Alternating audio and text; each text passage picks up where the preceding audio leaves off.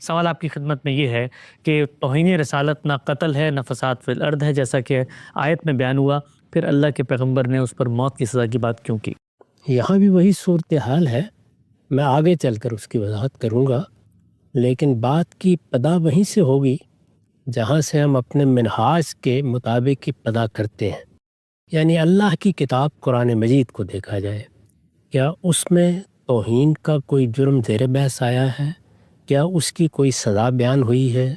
وہ سزا اگر بیان ہوئی ہے تو کیا ہے؟ میں آپ سے عرض کرتا ہوں کہ آپ قرآن مجید کو شروع سے آخر تک پڑھ جائیے، اس میں شبہ نہیں ہے کہ اس میں بعض جرائم کی سزائیں بیان ہوئی ہیں۔ ہم میں سے ہر شخص جانتا ہے کہ اس میں چوری کی سزا بیان ہوئی ہے، زنا کی سزا بیان ہوئی ہے، زنا کی تہمت کی سزا بیان ہوئی ہے جسے قذف سے تعبیر کیا جاتا ہے، قتل کی سزا بیان ہوئی ہے، اور اسی طرح فساد فی الارض کی سزائیں بیان ہوئی ہیں۔ ان پر ہم اس سے پہلے گفتگو کر چکے ہیں۔ توہین کوئی جرم ہے، اس کو قرآن اس لحاظ سے زیر بحث لایا ہے، پھر اس نے بتایا ہے کہ اس میں فلاں اور فلاں سزا دینی چاہیے۔ قرآن مجید میں کسی جگہ اس کا کوئی ذکر نہیں ہے۔ یہ بات پورے اطمینان کے ساتھ کہی جا سکتی ہے کہ قرآن مجید اس طرح کی کسی سزا کے ذکر سے بالکل خالی ہے۔ اس کا یہ مطلب نہیں ہے کہ توہین کے معاملات قرآن میں زیر بحث نہیں آئے۔ توہین کے معاملات زیر بحث ہیں، اس کی بہت سی مثالیں پیش کی جا سکتی ہیں۔ رسالت مآب صلی اللہ علیہ وسلم کو مجنون کہا گیا ہے، شاعر کہا گیا ہے، الزامات لگائے گئے ہیں، یہ کہا گیا ہے کہ یہ اپنی طرف سے گھڑ کے باتیں پیش کرتے ہیں۔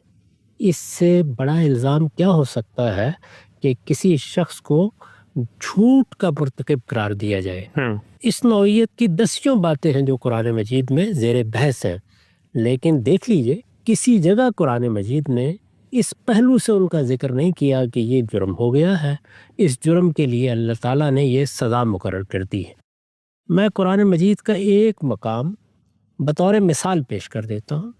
وہاں ایک نہایت واضح معاملہ زیر بحث ہے جس میں توہین کے معاملات کو خود قرآن نے بیان فرمایا ہے، ان پر تبصرہ کیا ہے، اور یہ بھی بتایا ہے کہ اس طرح کے گناہوں کا ارتکاب کرنے والے یا جرائم کا ارتکاب کرنے والوں کے ساتھ اللہ تعالیٰ کیا معاملہ کریں گے۔ لیکن اس میں کسی دنیوی سزا کا ذکر ہو، ادنیٰ درجے میں بھی ایسی کوئی چیز نہیں ہے۔ میں سورہ نساء سے قرآن مجید کا وہ مقام آپ کے سامنے رکھ دیتا ہوں۔ یہ سورہ نساء کی آیت 46 ہے جس سے یہ مضمون شروع ہو رہا ہے۔ ارشاد فرمایا ہے، من الذین ہادوا یحرفون الکلم عن مواضعہ ویقولون سمعنا وعصینا واسمع غیر مسمع وراعنا لیًا بألسنتہم وطعنا فی الدین ولو انہم قالوا سمعنا واطعنا واسمع وانظرنا لکان خیرا لہم واقوم ولکن لعنہم اللہ بکفرہم فلا یؤمنون الا قلیلا۔ یہ آیت 46 جیسے کہ میں نے عرض کیا۔ ترجمہ سنیے، پھر ان میں سے خاص کر جو یہودی بن گئے ہیں ان کا ایک گروہ زبان کو توڑ موڑ کر اور دین پر طعن کرتے ہوئے لفظوں کو ان کے موقع و محل سے ہٹا دیتا ہے، اور سمینا و عصینا اسما غیر مسمع اور رائنا کہتا ہے، درا حالے کہ اگر وہ سمینا و اطعنا اسما اور انظرنا کہتے تو ان کے لیے بہتر ہوتا اور موقع و محل کے مطابق بھی، لیکن ان کے منکر ہو جانے کے باعث اللہ نے ان پر لعنت کر دی ہے، اس لیے وہ کم ہی ایمان لائیں گے۔ یہ قرآن مجید کا تبصرہ ہے۔ اب ذرا یہ دیکھیے کہ اس پر میں نے جو حاشیہ لکھا ہے اس میں اس کی وضاحت کس طرح کی ہے۔ میں نے لکھا ہے، یہ ان شرارتوں کی طرف اجمالاً اشارہ کیا ہے جو یہود کے اشرار نبی صلی اللہ علیہ وسلم کی توہین کے ارادے سے اور آپ کے لائے ہوئے دین کو دوسروں کی نگاہ میں حقیر اور بے وقت بنانے کے لیے کرتے تھے۔ یعنی اس میں یہ سارے جرائم جمع ہو جاتے تھے۔ توہین کا ارادہ ہے، دین کی تحقیر مقصود ہے، رسول اللہ صلی اللہ علیہ وسلم کی شخصیت کو اور آپ کی دعوت دونوں کو بے وقت کرنا ان کے پیش نظر ہے۔ اس کی ایک مثال عرب کے مجلسی الفاظ میں ان کی تحریف تھی، یعنی وہ رسول اللہ کی مجالس میں آتے تھے اور اس طرح آپ کے سامنے بیٹھ کر ان جرائم کا ارتکاب کرتے تھے۔ اس کی ایک مثال عرب کے مجلسی الفاظ میں ان کی تحریف تھی جو متکلم کی تحسین، سننے والوں کے ذوق و شوق اور اعتراف و قبول کے اظہار کے لیے بولے جاتے تھے۔ یعنی ہم جب مجلسوں میں بیٹھتے ہیں تو اگر کوئی بزرگ شخصیت بات کر رہی ہے یا مثلاً ہمارے ہم مشاعرے ہوتے ہیں، ان میں تحسین کے کچھ الفاظ رائج ہو جاتے ہیں، جیسے کہا جاتا ہے کہ مقرر ارشاد ہو، تو اس طرح کے الفاظ بالعموم مجلسی آداب کی نوعیت رکھتے ہیں۔ عرب میں بھی ایسے الفاظ رائج تھے۔ استاذ امام لکھتے ہیں یہ الفاظ، یعنی یہ مجلسی اعتراف کے الفاظ یا تحسین کے الفاظ یا قبولیت کے الفاظ، یہ الفاظ اصلاً تو اظہار تحسین یا اعتراف و قبول کے لیے ہے، لیکن اگر کوئی گروہ شرارت اور بدتمیزی کرنا چاہے تو ذرا زبان کو توڑ مروڑ کر، تلفظ کو بگاڑ کر یا لب و لہجے میں ذرا مصنوعی انداز پیدا کر کے بڑی آسانی سے تحسین کو تقبیح اور اعتراف و اقرار کو طنز و استہزاء بنایا جا سکتا ہے۔ یعنی اس میں ذرا سا اگر لہجے کا فرق بھی پیدا کر لیا جائے تو یہ طنز اور استہزاء کے الفاظ بن جائیں گے۔ اس سے متکلم کے وقار کو کوئی نقصان پہنچے یا نہ پہنچے، لیکن شرارت پسند اشخاص اس طرح اپنے دل کی بڑاس نکالنے کی کوشش کر کے خوش ہو جاتے ہیں۔ استاذ امام امین حسن اصلاحی نے ان الفاظ کی وضاحت فرمائی ہے۔ وہ لکھتے ہیں سمینا و اطانا کے لفظی معنی ہے ہم نے سنا اور اطاعت کی، یعنی مجلسوں میں جب کوئی بات کی جاتی تھی تو قبولیت کے اظہار کے لیے یہ الفاظ بولے جاتے تھے سمینا و اطانا۔ سمینا و اطانا کے لفظی معنی ہے ہم نے سنا اور اطاعت کی۔ اہل عرب یہ اس موقع پر بولتے تھے جب اپنے کسی بڑے، کسی سردار، کسی بادشاہ کے حکم و ارشاد پر اپنی طرف سے امتثال امر کے لیے آمادگی اور مستعدی کا اظہار کرنا چاہتے۔ یعنی جب یہ کہا جائے گا کہ ہم نے سنا اور اطاعت کی تو اپنے ظاہر کے لحاظ سے تو یہ آمادگی اور استعداد کے الفاظ ہیں، ہم قبول کرنے کے لیے تیار ہیں، اس کا اظہار کرتے۔ عربی میں اس کے لیے تا کا لفظ بھی ہے جو قرآن میں بھی استعمال ہوا ہے۔ یہودی اشرار حضرت صلی اللہ علیہ وسلم کی مجالس میں جاتے تو اپنی سعادت مندی اور وفاداری کی نمائش کے لیے سمینا و اطانا تو بات بات پر کہتے، لیکن لب و لہجے کے تصرف سے اس کو ادا اس طرح کرتے کہ اطانا کو اتھینا بنا لیتے، یعنی اس طرح لفظ زبان سے ادا ہوتا کہ بظاہر یہ لگتا کہ اطانا کہہ رہے ہیں لیکن وہ اصل میں اتھینا کہہ رہے ہوتے تھے۔ چونکہ دونوں کے حروف ہم آہنگ اور قریب المخرج ہیں، اس وجہ سے اس تحریف میں ان کو کامیابی ہو جاتی۔ اس طرح وہ تسلیم و اطاعت کے جملے کو نافرمانی اور سرکشی کے قالب میں ڈھال دیتے اور سمجھنے والے ان کی اس شرارت پر کوئی گرفت بھی نہ کر سکتے، اس لیے کہ وہ بڑی آسانی سے یہ بہانہ بنا سکتے تھے کہ نہیں، ہم نے سمینا و اطانا کہا ہے۔ ظاہر ہے کہ ایسی صورت میں شریف اور خوددار آدمی بات کو سن اور سمجھ کر بھی خاموشی سے ٹال دینے ہی کو بہتر خیال کرتا ہے۔ یعنی یہ کہنے کے بجائے کہ ہم نے اطاعت کی، وہ اصل میں یہ کہتے تھے کہ ہم نے نافرمانی کی، ہم یہ بات نہیں مانیں گے۔ اسما غیر مسما کے لفظی معنی ہے، یہ دوسرا لفظ ہے یا دوسری تعبیر ہے۔ اسما غیر مسما کے لفظی معنی ہے سنو وہ بات جو پہلے سنائی نہیں گئی، یہ تحسین کا کلمہ ہے۔ یہ دیکھیے بڑی نادر بات فرمائی ہے۔ اس فکرے کا اچھا محل یہ ہے کہ مجلس میں متکلم یا خطیب کی کوئی حکیمانہ بات سن کر ایک سامع دوسرے سامع کو متوجہ کرے کہ یہ دانشمندانہ اور حکیمانہ بات سنیے، یہ بات پہلی بار ہمارے کانوں نے سنی ہے۔ اس طرح کے جملے بعض اوقات ہم بھی بولتے ہیں، اس سے پہلے یہ بات کبھی ہم نے نہیں سنی۔ ظاہر ہے کہ یہ بات نہ صرف متکلم اور خطیب کی قدردانی کی دلیل ہے بلکہ دوسروں کو اس کی قدردانی کے لیے تشویق و ترغیب بھی ہے۔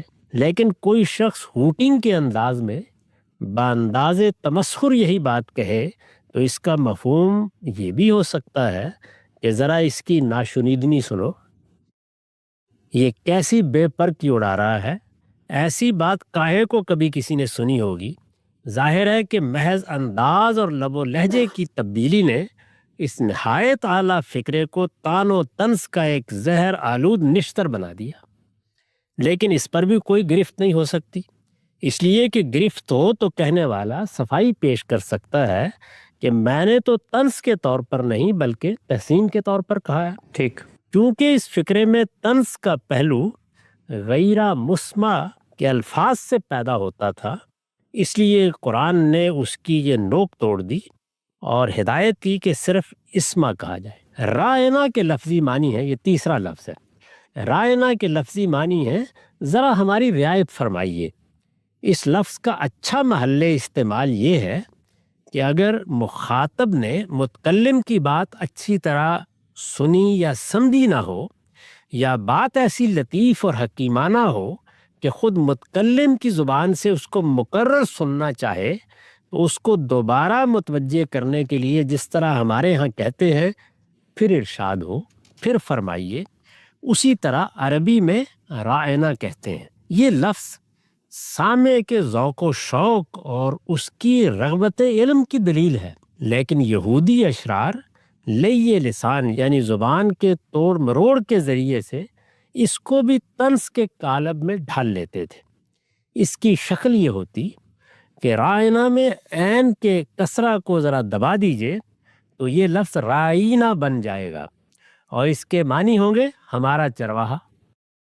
قرآن نے یہود کی اس شرارت کی وجہ سے اس لفظ کو سرے سے مسلمانوں کے مجلسی الفاظ ہی سے خارج کر دیا، اور اس کی جگہ انظرنا کے استعمال کی ہدایت فرمائی، جس کے معنی ہے ذرا ہمیں مہلت عنایت ہو، ذرا پھر توجہ فرمائیے۔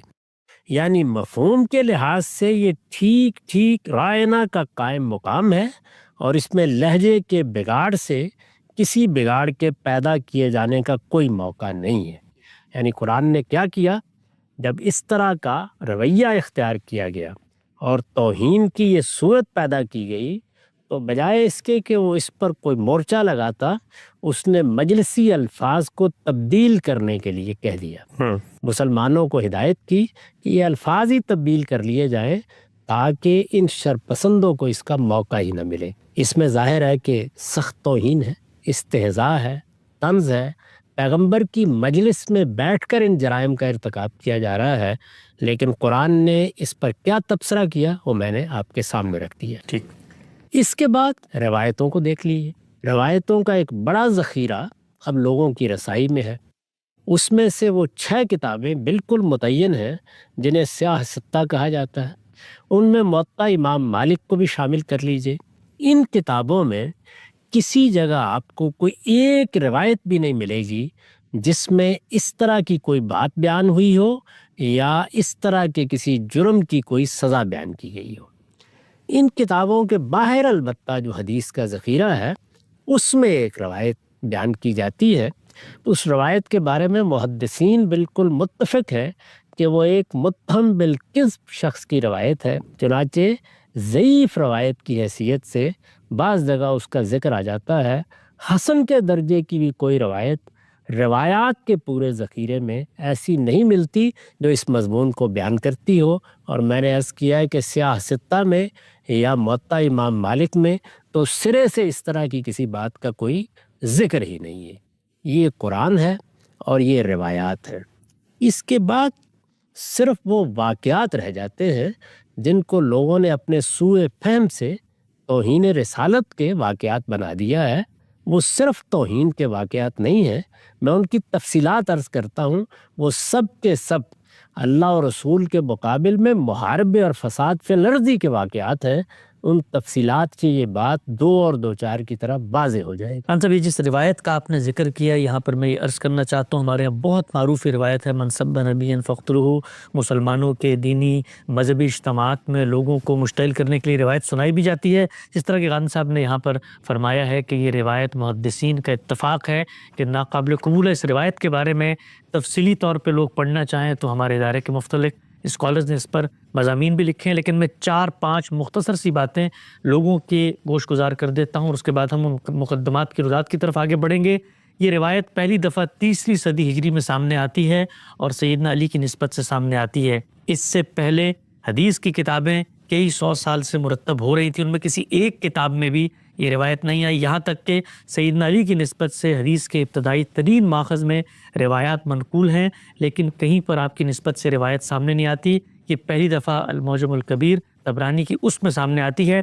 اس روایت کے بارے میں دوسری بات یہ ہے کہ کسی دوسرے صحابی نے، رسالت مآب صلی اللہ علیہ وسلم کے سینکڑوں نہیں ہزاروں صحابہ تھے، اور جس طرح کے جرم کی پاداش میں یہ سزا تجویز کی گئی ہے، یہ ہو نہیں سکتا کہ صرف ایک شخص کو پیش آئے۔ اللہ کے پیغمبر کی نسبت سے کسی دوسرے صحابی نے آج تک توہین رسالت کے ضمن میں قتل کی سزا کا کہیں سرے سے ذکر ہی نہیں کیا۔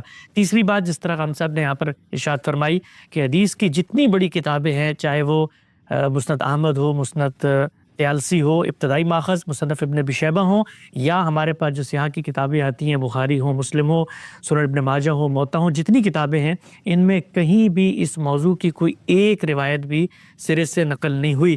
اس روایت کے بارے میں جو چوتھی اور سب سے اہم بات ہے کہ جن کتابوں میں یہ بعد میں آئی ہے کئی 100 سال بعد، ان کے بارے میں بھی محدثین کا اتفاق ہے کہ ان کے اندر ایسے راوی پائے جاتے ہیں، جیسے کہ عبید اللہ عمری کے نام سے اسی روایت میں ایک راوی آتے ہیں جو متہم بالکذب پہ الزام جن پہ لگتا ہے، جو جھوٹ گھڑتے تھے۔ تو یہ روایت مسلمانوں کے علم میں بالاتفاق ایک ناقابل قبول روایت ہے۔ ہم سب روایت پر بات ہو گئی، قرآن مجید کا آپ نے بتا دیا کہ خود اللہ کے رسول کی مجلس میں لوگ ارتکاب کرتے تھے توہین کا، لیکن قرآن مجید نے کوئی سزا تجویز نہیں کی۔ پوچھنا میں آپ سے چاہتا ہوں پھر یہ سزا آئی کہاں سے، وہ مقدمات کیا ہیں، کن لوگوں کو سزائیں دی گئیں؟ میں نے ان تمام واقعات پر تفصیلی تبصرہ اپنی کتاب مقامات میں کیا ہے۔ میری کتاب مقامات میں ایک مضمون ہے توہین رسالت کی سزا۔ ٹھیک، اہل علم بھی اس کو دیکھ سکتے ہیں اور ہمارے عام ناظرین بھی۔ اس میں نے اس مسئلے کے تمام پہلوؤں پر گفتگو کی ہے۔ اس کا صرف وہ حصہ میں یہاں عرض کر دیتا ہوں جس میں واقعات بیان ہوئے ہیں، یعنی وہ کیا واقعات ہیں جن کو ماخذ بنا کر یہ سزا بیان کی جاتی ہے۔ میں نے عرض کر دیا کہ قرآن میں کوئی چیز نہیں، نبی صلی اللہ علیہ وسلم کے ارشادات میں کوئی چیز نہیں ہے، واقعات ہیں۔ واقعات کو میں اس سے پہلے عرض کر چکا ہوں کہ ہمیشہ ان کے سیاق سباق میں دیکھا جاتا ہے۔ یہ کوئی قانونی بیانات نہیں ہیں، یہ جہاں تہاں لوگوں نے کوئی چیز دیکھی اس کو اپنے طریقے سے بیان کر دیا ہے۔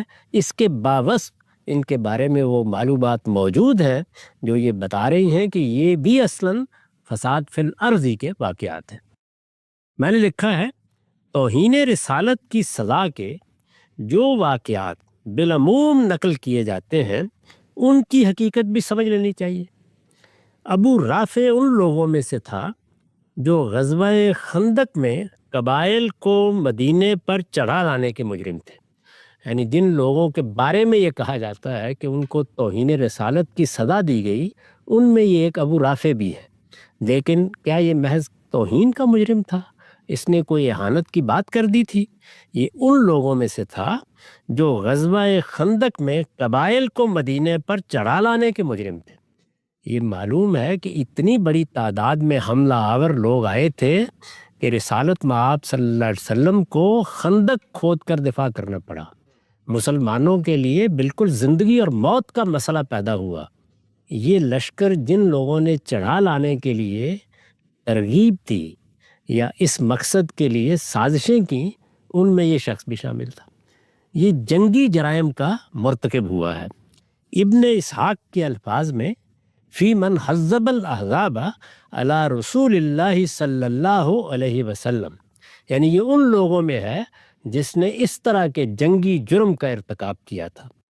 کعب بن اشرف کے بارے میں مورخین نے لکھا ہے کہ غزوہ بدر کے بعد اس نے مکہ جا کر قریش کے مقتولین کے مرثیے کہے جن میں انتقام کی ترغیب تھی۔ یہ دوسرا شخص ہے جس کو بیان کیا جاتا ہے کہ توہین کی سزا دی گئی، درحالے کہ اس کی جرائم کی نوعیت ذرا سن لیجیے کیا تھی۔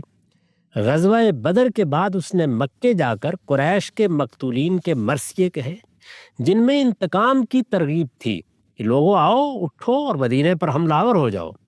مسلمان عورتوں کا نام لے کر تشبیب لکھی اور مسلمانوں کو اذیت پہنچائی۔ تشبیب قصیدے کا ابتدائی حصہ ہوتا ہے جس میں عورتوں سے اپنے عشق کے جذبات بیان کیے جاتے ہیں، مسلمان عورتوں کے نام لے کر، مسلمان عورتوں کا نام لے کر تشبیب لکھی اور مسلمانوں کو اذیت پہنچائی۔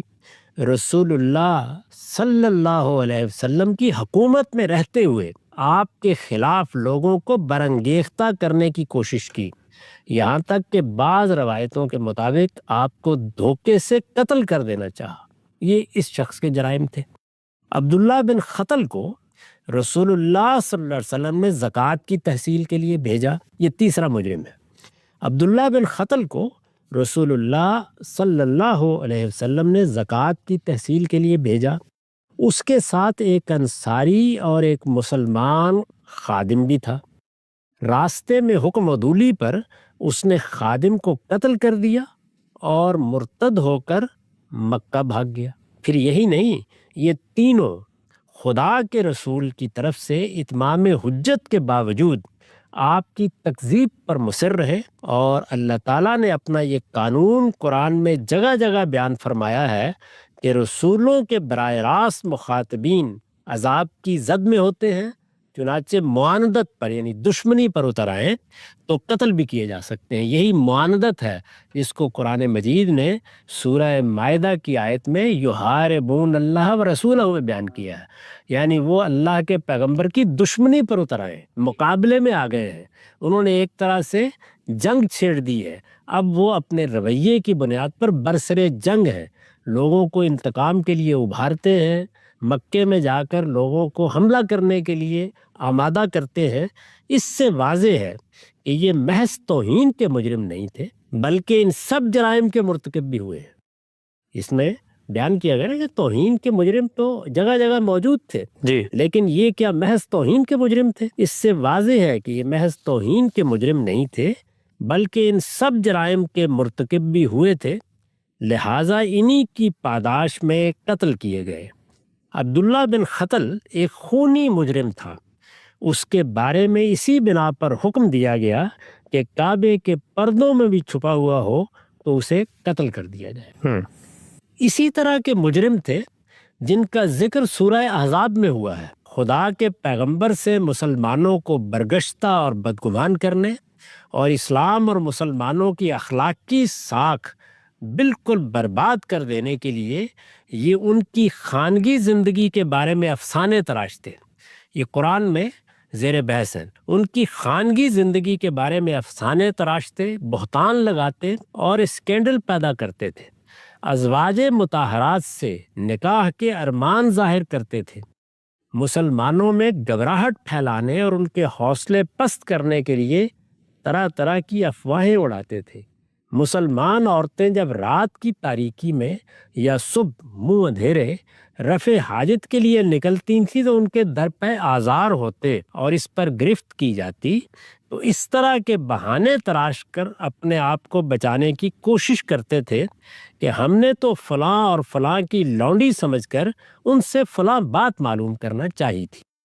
ان کے بارے میں یہ سب چیزیں قرآن کے اشارات سے بھی واضح ہیں اور روایتوں میں بھی صراحت کے ساتھ بیان ہوئی ہیں۔ چنانچہ فرمایا کہ مسلمان عورتیں اپنی کوئی چادر اوپر ڈال کر باہر نکلے تاکہ لونڈیوں سے الگ پہچانی جائیں اور ان کو ستانے کے لیے یہ اس طرح کے بہانے نہ تراش سکیں۔ نیز فرمایا کہ یہ اشرار بھی متنبع ہو جائیں کہ ان حرکتوں سے باز نہ آئے تو عبرتناک طریقے سے قتل کر دیے جائیں گے۔ لَئِن لَّمْ يَنْتَهِ الْمُنَافِقُونَ وَالَّذِينَ فِي قُلُوبِهِم مَّرَضٌ وَالْمُرْجِفُونَ فِي الْمَدِينَةِ لَنُغْرِيَنَّكَ بِهِمْ ثُمَّ لَا يُجَاوِرُونَكَ فِيهَا إِلَّا قَلِيلًا مَلْعُونِينَ أَيْنَمَا ثُقِفُوا أُخِذُوا وَقُتِّلُوا تَقْتِيلًا۔ یہ سورہ احزاب کی 60-61 آیات ہیں۔ اس سے تصویر سامنے آ جاتی ہے کہ یہ کس طرح کے مجرم تھے جو مدینے میں پائے جاتے تھے، انہوں نے کس طرح کی حرکتیں کی ہیں، کس طرح کے معاملات میں یہ دخیل رہے ہیں اور مسلمانوں کو اور اللہ کے پیغمبر کو کس کس طریقے سے اذیت پہنچائی ہے۔ یہ میں نے جتنی چیزیں بیان کی ہیں ان کے ماخذ بھی بیان کر دیے ہیں، جو لوگ ان کو دیکھنا چاہیں میری کتاب مقامات میں 332 333 صفحے پر دیکھ سکتے ہیں۔ میں اس کا ترجمہ کر دیتا ہوں۔ یہ جو آیات میں نے پڑھی ہیں، یہ منافق اگر اس کے بعد بھی اپنی حرکتوں سے باز نہ آئے، یعنی حرکتیں میں نے پیچھے بیان کر دیں، اپنی حرکتوں سے باز نہ آئے، اور وہ بھی جن کے دلوں میں بیماری ہے، اور وہ بھی جو مدینے میں جھوٹ اڑانے والے ہیں، جن کے جرائم بیان ہو رہے ہیں، تو ہم ان کے خلاف تمہیں اٹھا کھڑا کریں گے، پھر وہ مشکل ہی سے تمہارے ساتھ جہاں رہ سکیں گے ان پر پھٹکار ہوگی، جہاں ملیں گے پکڑے جائیں گے اور عبرتناک طریقے سے قتل کر دیے جائیں گے۔ یعنی یہ دیکھیے وہی سزا بیان ہوئی ہے، وہ قتلوا تقتیلا، جو ہم اس سے پہلے سورہ مائدہ کی آیات میں دیکھ چکے ہیں۔ یعنی یہ فساد فی الارض کے مجرم ہیں، ان کو وہ سزا دی جائے گی جو اللہ تعالیٰ نے اس سے پہلے فساد فی الارض کے مجرموں کے لیے بیان کر دی ہے۔ ان کے علاوہ جو واقعات سنائے جاتے ہیں وہ اگرچہ سند کے لحاظ سے ناقابل التفات ہے، یعنی کچھ اور واقعات بھی ہیں لیکن ان کی سند دیکھی جائے تو وہی صورتحال ہے جو اس سے پہلے ایک روایت کے بارے میں آپ بیان کر چکے ہیں۔ ان کے علاوہ جو واقعات سنائے جاتے ہیں وہ اگرچہ سند کے لحاظ سے ناقابل التفات ہیں لیکن بالفرض ہوئے ہوں تو ان کی نوعیت بھی یہی سمجھنی چاہیے کہ منکرین کے سب و شتم سے ان کی معاندت، یعنی ان کی دشمنی، ان کا ہرابہ پوری طرح ظاہر ہو جانے کے بعد رسولوں کی تکذیب کا وہ قانون ان پر نافذ کر دیا گیا جو قرآن میں ایک سنت الہی کی حیثیت سے مذکور ہے۔ ٹھیک، یعنی قرآن مجید میں یہ قانون بیان ہوا ہے کہ جو لوگ اللہ کے پیغمبر کے مقابل میں آ کر کھڑے ہو گئے ہیں اور انہوں نے معاندت یا دشمنی کی ابتدا کر دی ہے، ان کے لیے اللہ تعالیٰ کی طرف سے سزا کا اعلان ہے، اور وہ سزا وہی ہے جو اس سے پہلے بیان ہو چکی۔ بعض مقتولین کے خون کو ہدر قرار دینے کی وجہ بھی یہی تھی، یعنی کسی مجرم نے اس طرح کے جرائم کا ارتکاب کیا، اس کو اگر مثال کے طور پر قتل کر دیا تو رسول اللہ صلی اللہ علیہ وسلم نے پھر اس سے قصاص نہیں لیا۔ اس کو کہتے ہیں خون کو ہدر قرار دینا۔ تو مجرم کی یہ نوعیت ہے جس وجہ سے خون کو ہدر قرار کیا گیا۔ لا یقتل مسلم بکافر، اسی کا بیان ہے، یعنی اسی طرح کے وہ منکرین تھے جن کے بارے میں رسول اللہ صلی اللہ علیہ وسلم نے فرمایا کہ اگر ان کو کوئی قتل کر دے گا تو اس کے قصاص میں کسی مسلمان کو قتل نہیں کیا جائے گا۔ اس طرح کے مجرم ہیں۔ علماء ان حقائق سے واقف ہیں لیکن اس کے باوجود ان کا اصرار ہے کہ ان واقعات سے وہ توہین رسالت کا قانون اخذ کریں گے۔ یعنی اس طرح کے واقعات ہیں، اس طرح کے مجرم ہیں، یہ ان کا پس منظر ہے، اس فساد تک وہ پہنچے ہوئے ہیں، اس طرح اللہ اور رسول کے مقابل میں آ کے کھڑے ہو گئے ہیں، یہ ان کی معاندت ہے، ان کے واقعات بیان ہو رہے ہیں اور علماء اس سے توہین رسالت کا قانون اخذ کر رہے ہیں۔ یہاں ہو سکتا ہے کہ کوئی شخص اس قصے سے بھی استدلال کرنا چاہے جو سیدنا عمر کے متعلق بیان کیا جاتا ہے کہ نبی صلی اللہ علیہ وسلم کا فیصلہ تسلیم نہ کرنے پر انہوں نے ایک شخص کی گردن اڑا دی تھی۔ یہ واقعہ عام طور پر بیان ہوتا ہے۔ ہمارے علماء یہ واقعہ ممبروں پر سناتے اور لوگوں کو بالواسطہ ترغیب دیتے ہیں کہ توہین رسالت کے مرتکبین کے ساتھ بھی وہ یہی سلوک کریں، مگر حقیقت یہ ہے کہ حدیث کے پہلے، دوسرے، یہاں تک کہ تیسرے درجے کی کتابیں بھی اس واقعے سے خالی ہیں۔ ابن جریر طبری ہر طرح کی تفسیری روایتیں نقل کر دیتے ہیں مگر انہوں نے بھی اسے قابل اعتنا نہیں سمجھا۔ یہ ایک غریب اور مرسل روایت ہے جسے بعض مفسرین نے اپنی تفسیروں میں نقل ضرور کیا ہے، لیکن جن لوگوں کو علم حدیث سے کچھ بہرہ حاصل ہے انہوں نے وضاحت کر دی ہے کہ ابن عباس رضی اللہ عنہ سے اس کی سند بالکل واہی ہے، اور ابن مردویہ اور ابن ابی حاتم کی سندوں میں اس کا راوی ابن لہیہ ضعیف ہے۔ ٹھیک، یہ ساری بحث تفسیر کی کتابوں میں بھی دیکھی جا سکتی ہے اور رجال کی کتابوں میں بھی دیکھی جا سکتی ہے۔ اس کے بارے میں یہ بات بھی بالکل غلط ہے کہ مفسرین سورہ نساء کی آیت 63 کی شان نزول کے طور پر یہی واقعہ بیان کرتے ہیں۔ نساء کی یہ آیت اگرچہ کسی شان نزول کی محتاج نہیں ہے، تاہم جو واقعہ امام بخاری اور دوسرے ائمہ محدثین نے اس کی شان نزول کے طور پر بیان کیا ہے اور جسے مفسرین بالعموم نقل کرتے ہیں وہ اس کے برخلاف، یعنی یہ نہیں بلکہ ایک دوسرا واقعہ انہوں نے نقل کیا ہے، وہ اس کے برخلاف یہ ہے کہ رسول اللہ صلی اللہ علیہ وسلم کے پھوپھی زاد بھائی حضرت زبیر کا ایک انصاری سے پانی پر اختلاف ہو گیا۔ معاملہ حضور کے سامنے پیش ہوا تو آپ نے فرمایا کہ زبیر اپنے کھیت کو سیراب کر کے باقی پانی اس کے لیے چھوڑ دیں گے۔ اس پر انصاری نے فوراً کہا یا رسول اللہ، اس لیے نہ کہ زبیر آپ کے پھوپھی زاد بھائی ہیں۔ اللہ، یہ صریح بے انصافی اور اقربا پروری کا اتہام اور انتہائی گستاخی کی بات تھی۔ چنانچہ بیان کیا گیا ہے کہ آپ کے چہرے کا رنگ بدل گیا، مگر آپ نے اس کے سوا کچھ نہیں کیا کہ اپنی بات مزید وضاحت کے ساتھ دہرا دی اور فرمایا کہ کھیت کی مڈیر تک پانی روک کر باقی اس کے لیے چھوڑ دیا جائے۔ علماء کو حسن انتخاب کی داد دینی چاہیے کہ رسول اللہ صلی اللہ علیہ وسلم کے عفو و درگزر اور رافت و رحمت کی یہ روایت تو انہوں نے نظر انداز کر دی ہے، درا حالے کہ یہ بخاری و مسلم میں مذکور ہے، اور حضرت عمر کے گردن مار دینے کی ضعیف اور ناقابل التفات روایت ہر جگہ نہایت ذوق و شوق کے ساتھ سنا رہے ہیں۔ یہ ان واقعات پر میرا تبصرہ ہے، اس کی روشنی میں آپ خود فیصلہ کر لیجئے کہ کیا اس طرح کی کوئی سزا فی الواقع اسلام کے ضابطۂ حدود و تعزیرات میں موجود ہے۔ میں پوری ذمہ داری کے ساتھ کہتا ہوں کہ اس طرح کی کوئی سزا کسی ماخذ میں موجود نہیں ہے۔ صاحب یہ پورے مقدمات کی رضاعت واضح ہوتی ہے، جس سے بالعموم یہ غلط فہمی پیدا کی جاتی ہے کہ یہ محض توہین کے مجرم تھے۔ ان واقعات کو پڑھ کے یہ بات واضح ہوتی ہے کہ اس میں بعض فساد فی الارض کے مجرمین ہیں، معاندین ہیں، اور بعض اللہ کے پیغمبر کی اسی سنت کے تحت جس پر اللہ کے رسولوں کو بھیجا جاتا ہے اور پھر اتمام حجت کے بعد جزا و سزا کا نفاذ ہوتا ہے، اس کے نتیجے میں ان کو قتل کیا گیا۔ ہم سب یہ نقطہ تو واضح ہوتا ہے۔ ایک آخری چیز جو اس پورے تصور کے ابطال میں پیش کی جاتی ہے وہ یہ کہ اللہ کے رسول نے جن لوگوں نے ارتداد اختیار کر لی ہے ان کے بھی قتل کی ہدایت کی ہے، من بدل دینہ فاقتلوہ۔